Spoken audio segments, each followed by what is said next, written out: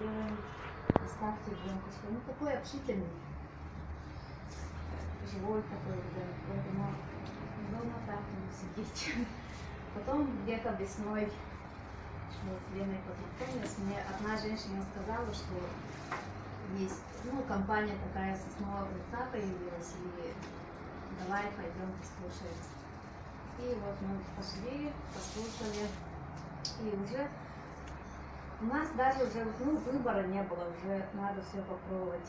Мы до этого еще пробовали разные, но не подходило нам.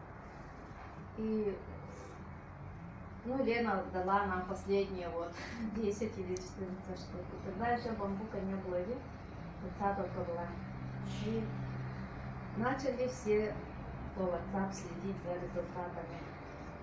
И вообще даже с первого применения, можно сказать, да, гранички начали обсыхать, там обсохнули и все выпали. За неделю уже такой заметный результат есть, да, ну вот корочки были. Через 2 недели уже вот результат у нас за 2 недели. 14 дней. Угу. 14 дней. И он до первого класса вообще никогда не пробовал, что такое шоколад. Вообще конфеты, сладости. И был такой довольный, кушает уже хвост. Ему нельзя было там мучное, другое. Ну, практически там мясо нельзя было, и гречку со вторичным бульоном, там еще мясо так мыли несколько раз, чтобы кормить. Я не работала, вот сидела с ним всегда все время. По ночам там чесать. Потом, после всех этих антибиотиковых терапий, у него, конечно же, печень, почки, энурез был. И, конечно, мальчик уже во 2 класс из-за этого энуреза стеснялся, никуда не ходил, даже к бабушке не мог ездить с ночевкой. Мы постоянно по ночам вставали, горшок, ведь уже, ну, ребенок большой, там памперсы не оденешь, да? И, ну, всегда при мне вот так, вот такой. И крема у нас, вот эти мази стоили, один мазь стоил 450 рублей, ну, которые маленькие тюбики, не гормональные, такие сильные. И этот один тюбик на 1 день мазали. И то пытались там сэкономить, с другими кремами там более дешевыми перемешать, там, ну, все равно так. Столько денег уходило. Прям. А антигистамины тоже сейчас вообще жестко дорого стоят. 7 штук, там 400, тоже 500 рублей стоит, да? И этого всего на неделю хватает. И то не помогает. И, ну, у него там инвалидность была. И... Что с инвалидностью? Ну, там уже в тот же год его сняли с инвалидности. Вообще там всякие, такие. Мы осенью прошли.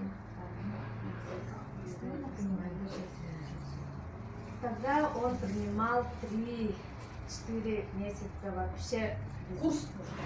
без перерыва. Он уже сам просился утром, когда в школу собирался, он не кушал, ну, не успевал до 8 учиться, но он всегда успевал вот этот и хотел кушать и побежал, да?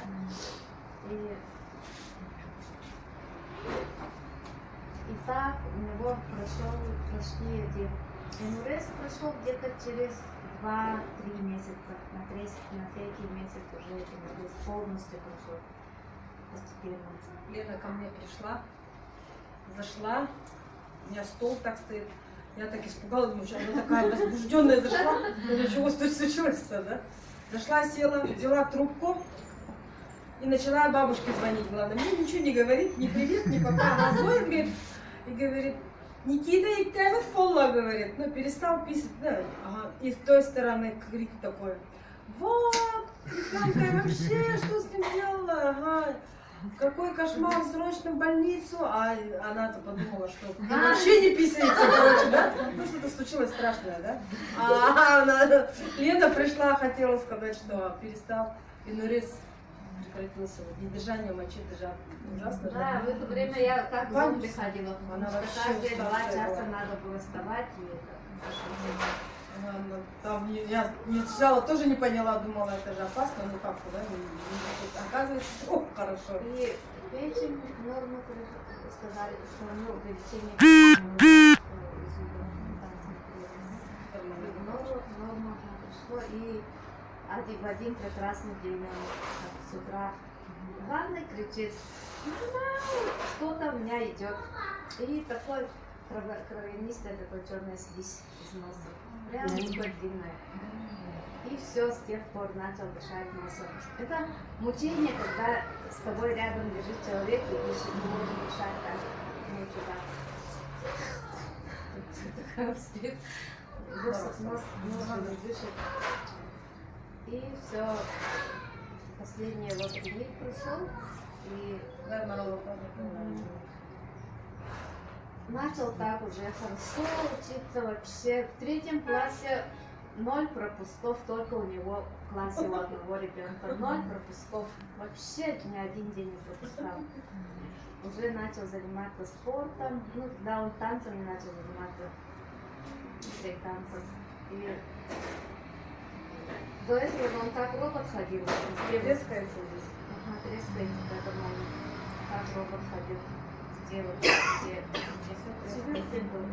по суставам трескается. По суставам там сильно граница, выходил. По суставам так бляшками выходит. Он как робот ходил до этого. В 3 классе уже брейк-танцем начал заниматься. И по учебе очень-очень сильно потянулся. Там память хорошая стала, совсем там наизусть, только так. Быстро так охватывал наизусть, и по математике. Вообще, я заметила то, что у ребенка память развивается. Снова пиццы. Это получается у вас через 1,5 года, да? Через 3-4 года все прошло. 14 дней результат. Только что сказала. А так совсем полностью там, мы уже вот так и ходим же, да? Ага, потом он сейчас уже спортом занимается. Вообще на кикбоксинг перешел. Вообще, ну, интенсивно, так сильно занимается. Ага, и купается, как только лед проходит. В этом году даже в Екатеринбурге его фотографию выставили. Тут ребенок начал купаться. Первые купаться. И так до сентября. Потом в сентябре тоже его выложил в Екатеринбурге, что скоро ждет, а ребенок там купается. И не болеет, да? И не болеет. Потом в этом году он что-то простыл, летом вот Саварчуй поехал и, видимо, слишком искупался. И когда я приехала, мама говорит, он говорит уже, все, я пошел купаться. А мама говорит там, ты что, не иди, у него этот болеет. Я 2 дня интенсивно его бамбуки, пыльцу и бамбук. Всего 2 дня. На 2-й день уже все, купаться. Мама там кричит, нельзя, ты простыл же. А он нет. И ничего, сразу на завтра уже такой нормальный, без температуры. Очень хорошая. Новая эрия. Я помню, мы в 2014 году сидели на Юнского 8Г над гаражами. Там не было ни интернета, ничего.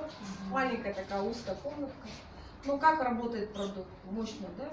И я опять рассказывала свою очередную презентацию. Одну из многих. И сидела против меня девушка и с такими глазами недоверительными на меня посматривала. Я ей, конечно же, подала сосну бамбуковую, да? Сосну бамбук мы там поштучно. Там же товара не было вообще. Поштучно там разделили. Я рассказала вот свою историю. там еще нужно было ждать вот эту продукцию. У тебя была одна баночка. Ну и такая ситуация у нас была, да, сложная, поэтому решили из этой баночки 10 штук не дать, потому что это были последние. Там еще оставалось штук 10. Короче, начну сначала, да?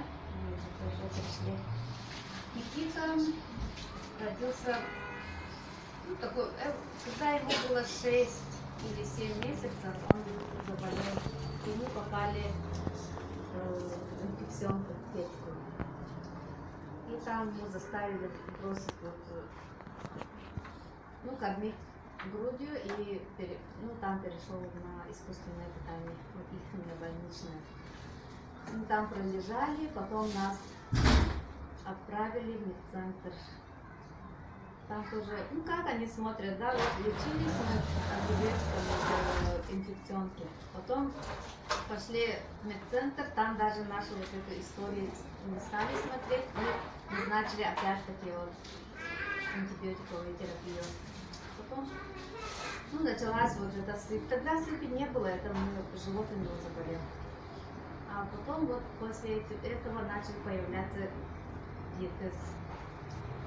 И до 3 лет вообще по разным больницам ходили, по 3 месяца лежали вот как инфекционка, медцентр и, конечно, КВД. И вообще обострение, наоборот, все увеличивалось. Потом я в одну компанию тоже пошла и начали мы лечиться БАДами. Это 3 года. Уже в 3 года, когда мы последний раз вышли из КВД, ребенок такой опухший, вообще голова как панцирь стала из-за болячек. И по всему телу вообще все там на простыне он спит, и с утра отодрать не может с простыни. Прямо тут простынями его в ванну ложили и там отодрали. И он не мог носить там колготки, вот это все, одежду. И когда в одну компанию пошли, тоже начали лечить БАДами, и у него все там почистилось, но тогда вот этот один курс там стоило очень дорого, очень. И 2-й курс мы уже пришли. И несколько раз и, так полегчало, конечно, когда вот летом на море ездить, и с осенью вроде нормально, потом за всю зиму опять вернулась эта болезнь, да? И тогда вообще ребенок нормально бегал, ходил, говорил, и в 3 года он вообще не мог держаться на ноги.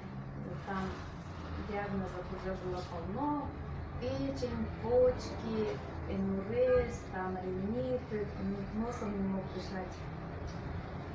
Мы уже чувствовали, что теряем ребенка. И, тогда вот пошли у меня мама давно занимается, да, с этими. И она говорит, давайте, вот, если лечиться, то надо лечиться вот БАДом. И она с Китая какой-то тоже, с китайской компании, вот,